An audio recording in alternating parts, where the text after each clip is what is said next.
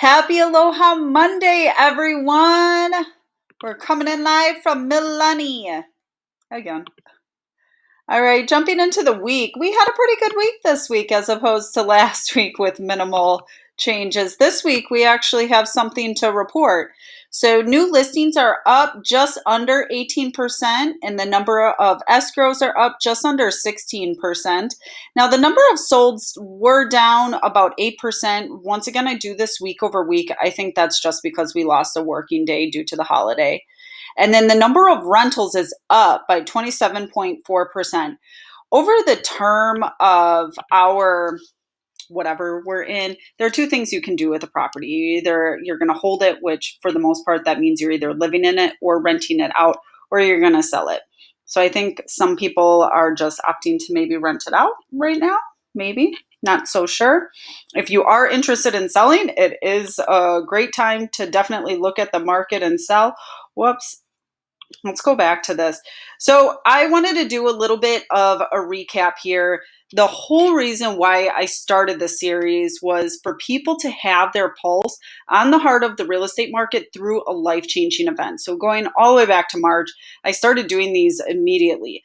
Why? Because the last time we had some sort of significant movement in the market, things didn't look so good. So keeping a close eye on the market, I think, can be valuable information. So taking a step back from the weekly nuances of the market, let's talk about that bigger picture and what does that recovery period look like? Once again, the experts are saying, they're saying two things. A lot of experts are saying we're going to have a W-like recovery. So I realize you might actually want to see my face through this. So we do have a W-like recovery. You have a quick high and a quick low, another quick high and another quick low. And then others are saying that, hey, it's just a V, which means that we're already out of it. I'm one of the believers that I do think that it's going to be a W-type recovery. Right now, what we are seeing, the influx is both the spring and the summer buyer demand with much less inventory. So that's also causing the stability in the prices and increases in the prices, once again, in my opinion. So what I wanted to do is, once again, jump back to that broad picture and let's take a look in our last significant market movement, which was obviously back in the late, between 07 and 08.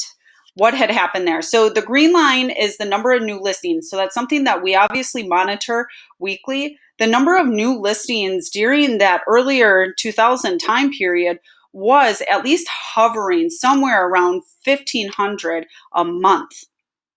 And then you can see that it dropped off after that 07 hit and then started in 08. It just started to decrease. Back in 2010, then it at least leveled out a little bit and fluctuated around that 1,000 a month. Now, in regards to the median sales price, we don't go off of average just because of the different locations and you don't want anything skewing it. So look at that blue line. You can see that sharp increase, and then once it hit the top, it kind of leveled off there with a slight dip. And into 2013, that's when we started increasing more significantly again for this cycle. In the next in the next video, I am going to talk a little bit about what does that cycle look like again. So with that being said, for trivia, what that question is in an earlier video, we talked about Oahu's real estate cyclical market. How many years is in one real estate cycle for Oahu? Once again, my email is right down here. I've had several people reach out about selling their home. If you want my honest opinion on it, by all means, reach out. Take care. Aloha.